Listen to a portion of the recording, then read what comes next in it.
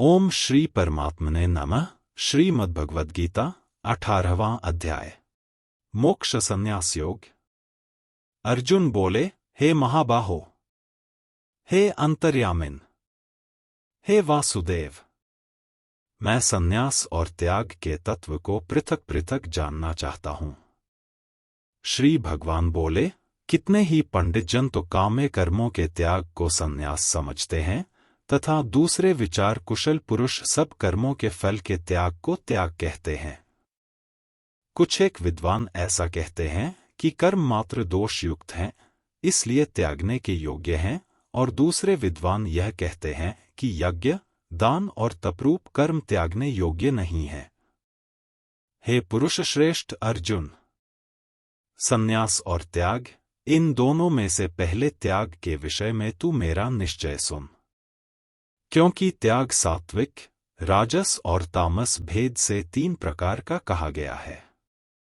यज्ञ, दान और तपरूप कर्म त्याग करने के योग्य नहीं है, बल्कि वह तो अवश्य कर्तव्य है, क्योंकि यज्ञ, दान और तप ये तीनों ही कर्म बुद्धिमान पुरुषों को पवित्र करने वाले हैं।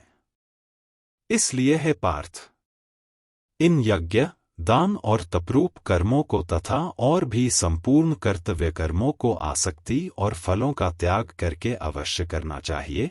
यह मेरा निश्चय किया हुआ उत्तम मत है। निषिद्ध और काम्य कर्मों का तो स्वरूप से त्याग करना उचित ही है, परंतु नियत कर्म का स्वरूप से त्याग उचित नहीं है। इसलिए मोह के कारण उसका त्याग कर देना तामस त्याग कहा गया है। जो कुछ कर्म है वह सब दुख रूप ही है, ऐसा समझकर यदि कोई शारीरिक क्लेश के भय से कर्तव्य कर्मों का त्याग कर दे, तो वह ऐसा राजस त्याग करके त्याग के फल को किसी प्रकार भी नहीं पाता। हे अर्जुन, जो शास्त्र विहित कर्म करना कर्तव्य है, इसी भाव से आसक्ति और फल का त्याग करके किया जाता है, वही सात्विक त्याग माना गया है। जो मनुष्य अकुशल कर्म से द्वेष नहीं करता और कुशल कर्म में आसक्त नहीं होता, वह शुद्ध सत्वगुण से युक्त पुरुष संशय रहित, बुद्धिमान और सच्चा त्यागी है। क्योंकि शरीरधारी किसी भी मनुष्य के द्वारा संपूर्णता से सब कर्मों का त्याग किया जाना शक्य नहीं है, इसलिए जो कर्मफल का त्यागी है वही त्यागी है, यह कहा जाता है। कर्मफल का त्याग न करने वाले मनुष्यों के कर्मों का तो अच्छा बुरा और मिला हुआ ऐसे 3 प्रकार का फल मरने के पश्चात अवश्य होता है, किंतु कर्मफल का त्याग कर देने वाले मनुष्यों के कर्मों का फल किसी काल में भी नहीं होता। हे महाबाहो, संपूर्ण कर्मों की सिद्धि के ये 5 हेतु कर्मों का अंत करने के लिए उपाय बतलाने वाले सांख्य शास्त्र में कहे गए हैं, उनको तू मुझसे भली भांति जान। इस विषय में अर्थात कर्मों की सिद्धि में अधिष्ठान और कर्ता तथा भिन्न भिन्न प्रकार के कारण और नाना प्रकार की अलग अलग चेष्टाएं और वैसे ही 5वां हेतु दैव है। मनुष्य मन, वाणी और शरीर से शास्त्रानुकूल अथवा विपरीत जो कुछ भी कर्म करता है, उसके ये 5 कारण हैं। परंतु ऐसा होने पर भी जो मनुष्य अशुद्ध बुद्धि होने के कारण उस विषय में यानी कर्मों के होने में केवल शुद्ध स्वरूप आत्मा को कर्ता समझता है, वह मलिन बुद्धि वाला अज्ञानी यथार्थ नहीं समझता। जिस पुरुष के अंतःकरण में मैं करता हूँ ऐसा भाव नहीं है तथा जिसकी बुद्धि सांसारिक पदार्थों में और कर्मों में लेपायमान नहीं होती, वह पुरुष इन सब लोकों को मारकर भी वास्तव में न तो मरता है और न पाप से बंधता है। ज्ञाता, ज्ञान और ज्ञेय ये 3 प्रकार की कर्म प्रेरणा है, और कर्ता, करण तथा क्रिया ये 3 प्रकार का कर्म संग्रह है। गुणों की संख्या करने वाले शास्त्र में ज्ञान और कर्म तथा कर्ता गुणों के भेद से 3 प्रकार के ही कहे गए हैं, उनको भी तू मुझसे भली भांति सुन। जिस ज्ञान से मनुष्य पृथक पृथक सब भूतों में एक अविनाशी परमात्मा भाव को विभागरहित संभाव से स्थित देखता है, उस ज्ञान को तू सात्विक जान। किंतु जो ज्ञान अर्थात जिस ज्ञान के द्वारा मनुष्य संपूर्ण भूतों में भिन्न भिन्न प्रकार के नाना भावों को अलग अलग जानता है, उस ज्ञान को तू राजस जान। परंतु जो ज्ञान एक कार्यरूप शरीर में ही संपूर्ण के सदृश आसक्त है तथा जो बिना युक्ति वाला, तात्विक अर्थ से रहित और तुच्छ है, वह तामस कहा गया है। जो कर्म शास्त्र विधि से नियत किया हुआ और कर्तापन के अभिमान से रहित हो तथा फल न चाहने वाले पुरुष द्वारा बिना राग द्वेष के किया गया हो, वह सात्विक कहा जाता है। परंतु जो कर्म बहुत परिश्रम से युक्त होता है तथा भोगों को चाहने वाले पुरुष द्वारा या अहंकारयुक्त पुरुष द्वारा किया जाता है, वह कर्म राजस कहा गया है। जो कर्म परिणाम, हानि, हिंसा और सामर्थ्य को न विचार कर केवल अज्ञान से आरंभ किया जाता है, वह तामस कहा जाता है। जो कर्ता संग्रहित, अहंकार के वचन न बोलने वाला, धैर्य और उत्साह से युक्त तथा कार्य के सिद्ध होने और न होने में हर्ष, शोकादि विकारों से रहित है, वह सात्विक कहा जाता है।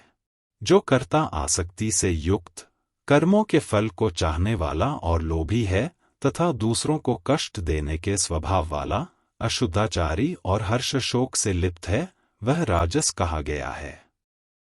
जो कर्ता अयुक्त, शिक्षा से रहित, घमंडी, धूर्त और दूसरों की जीविका का नाश करने वाला तथा शोक करने वाला, आलसी और दीर्घसूत्री है, वह तामस कहा जाता है। हे धनंजय, अब तू बुद्धि का और धृति का भी गुणों के अनुसार 3 प्रकार का भेद मेरे द्वारा संपूर्णता से विभाग पूर्वक कहा जाने वाला सुन। हे पार्थ, जो बुद्धि प्रवृत्ति मार्ग और निवृत्ति मार्ग को, कर्तव्य और अकर्तव्य को, भय और अभय को तथा बंधन और मोक्ष को यथार्थ जानती है, वह बुद्धि सात्विकी है। हे पार्थ, मनुष्य जिस बुद्धि के द्वारा धर्म और अधर्म को तथा कर्तव्य और अकर्तव्य को भी यथार्थ नहीं जानता, वह बुद्धि राजसी है। हे अर्जुन, जो तमोगुण से घिरी हुई बुद्धि अधर्म को भी यह धर्म है ऐसा मान लेती है तथा इसी प्रकार अन्य संपूर्ण पदार्थों को भी विपरीत मान लेती है, वह बुद्धि तामसी है। हे पार्थ, जिस अव्यभिचारिणी धारण शक्ति से मनुष्य ध्यान योग के द्वारा मन, प्राण और इंद्रियों की क्रियाओं को धारण करता है, वह धृति सात्विकी है। परंतु हे पृथापुत्र अर्जुन, फल की इच्छा वाला मनुष्य जिस धारण शक्ति के द्वारा अत्यंत आसक्ति से धर्म, अर्थ और कामों को धारण करता है, वह धारण शक्ति राजसी है। हे पार्थ, दुष्ट बुद्धि वाला मनुष्य जिस धारण शक्ति के द्वारा निद्रा, भय, चिंता और दुहक को तथा उन्मत्तता को भी नहीं छोड़ता अर्थात धारण किए रहता है, वह धारण शक्ति तामसी है। हे भरत श्रेष्ठ, अब 3 प्रकार के सुख को भी तू मुझसे सुन। जिस सुख में साधक मनुष्य भजन, ध्यान और सेवादि के अभ्यास से रमण करता है और जिससे दुहकों के अंत को प्राप्त हो जाता है, जो ऐसा सुख है, वह आरंभकाल में यद्यपि विष के तुल्य प्रतीत होता है, परंतु परिणाम में अमृत के तुल्य है।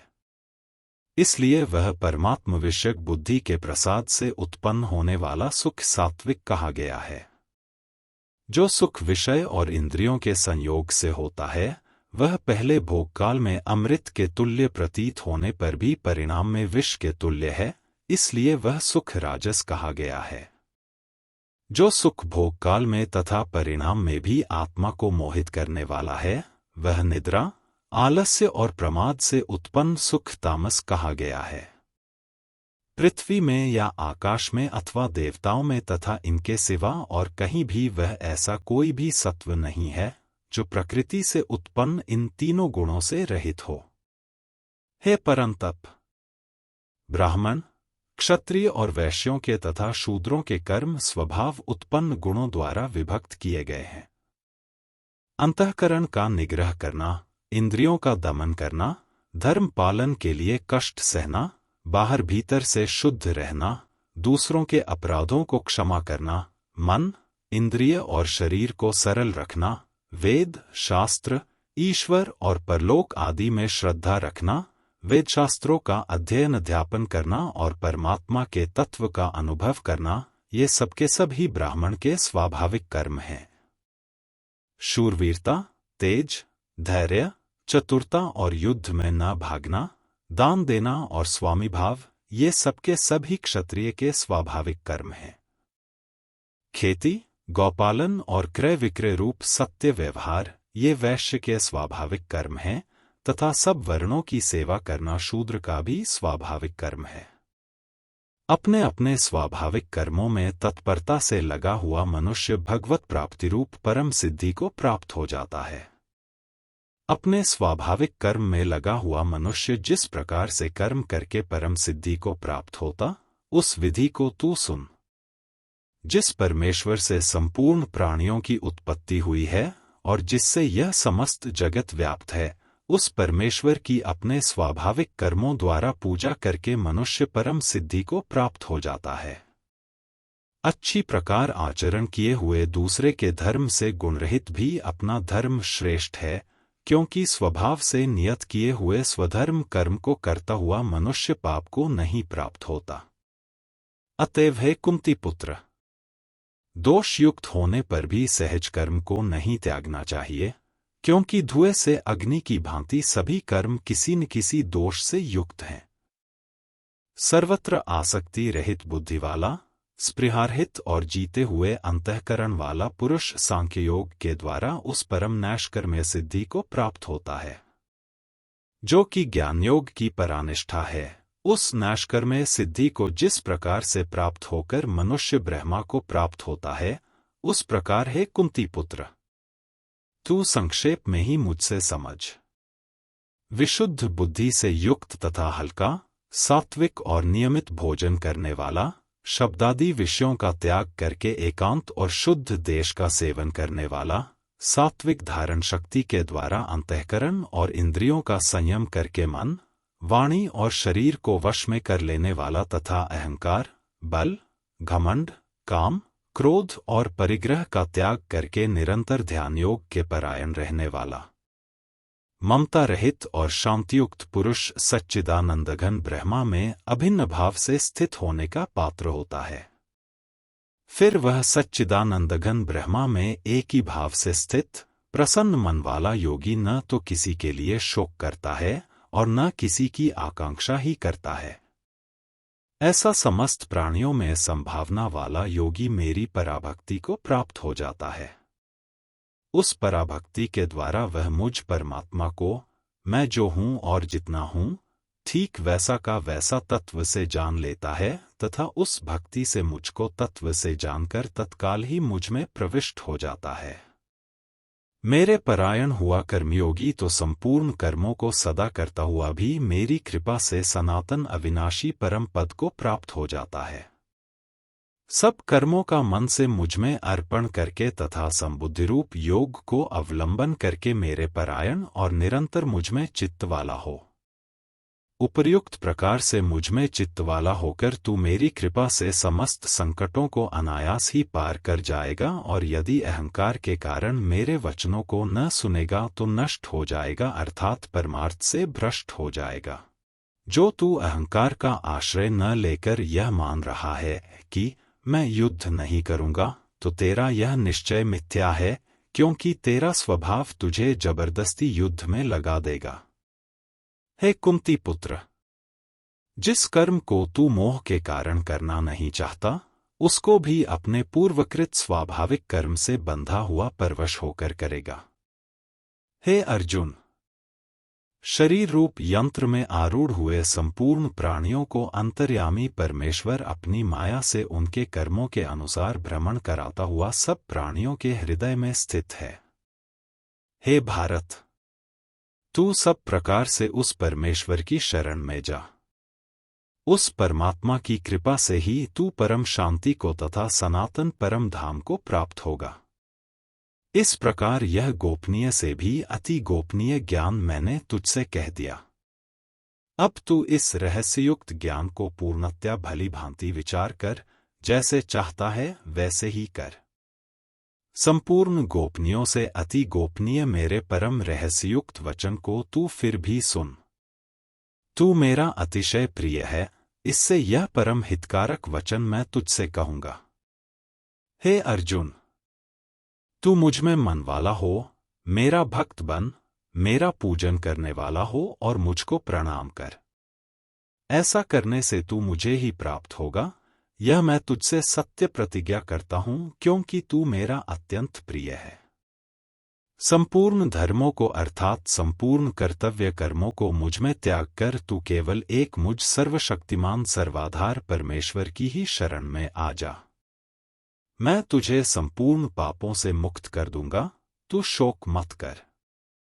तुझे यह गीता रूप रहस्यमय उपदेश किसी भी काल में न तो तपरहित मनुष्य से कहना चाहिए, न भक्ति रहित से और न बिना सुनने की इच्छा वाले से ही कहना चाहिए, तथा जो मुझ में दोष दृष्टि रखता है उससे तो कभी नहीं कहना चाहिए। जो पुरुष मुझ में परम प्रेम करके इस परम रहस्ययुक्त गीता शास्त्र को मेरे भक्तों से कहेगा, वह मुझको ही प्राप्त होगा, इसमें कोई संदेह नहीं। उससे बढ़कर मेरा कोई प्रिय कार्य करने वाला मनुष्यों में कोई भी नहीं है, तथा पृथ्वी भर में उससे बढ़कर मेरा प्रिय दूसरा कोई भविष्य में होगा भी नहीं। जो पुरुष इस धर्म में हम दोनों के संवाद रूप गीता शास्त्र को पढ़ेगा, उसके द्वारा भी मैं ज्ञानयज्ञ से पूजित होऊंगा, ऐसा मेरा मत है। जो मनुष्य श्रद्धायुक्त और दोष दृष्टि से रहित होकर इस गीता शास्त्र को श्रवण भी करेगा, वह भी पापों से मुक्त होकर उत्तम कर्म करने वालों के श्रेष्ठ लोकों को प्राप्त होगा। हे पार्थ, क्या इस गीता शास्त्र को तूने एकाग्रचित्त से श्रवण किया? और हे धनंजय, क्या तेरा अज्ञानजनित मोह नष्ट हो गया? अर्जुन बोले, हे अच्युत, आपकी कृपा से मेरा मोह नष्ट हो गया और मैंने स्मृति प्राप्त कर ली है। अब मैं संशय रहित होकर स्थित हूं, अतः आपकी आज्ञा का पालन करूंगा। संजय बोले, इस प्रकार मैंने श्री वासुदेव के और महात्मा अर्जुन के इस अद्भुत रहस्ययुक्त रोमांचकारक संवाद को सुना। श्री व्यास जी की कृपा से दिव्य दृष्टि पाकर मैंने इस परम गोपनीय योग को अर्जुन के प्रति कहते हुए स्वयं योगेश्वर भगवान श्री कृष्ण से प्रत्यक्ष सुना है। हे राजन, भगवान श्री कृष्ण और अर्जुन के इस रहस्ययुक्त कल्याणकारक और अद्भुत संवाद को पुनः पुनः स्मरण करके मैं बार बार हर्षित हो रहा हूं। हे राजन, श्री हरि के उस अत्यंत विलक्षण रूप को भी पुनः पुनः स्मरण करके मेरे चित्त में महान आश्चर्य होता है और मैं बार बार हर्षित हो रहा हूं।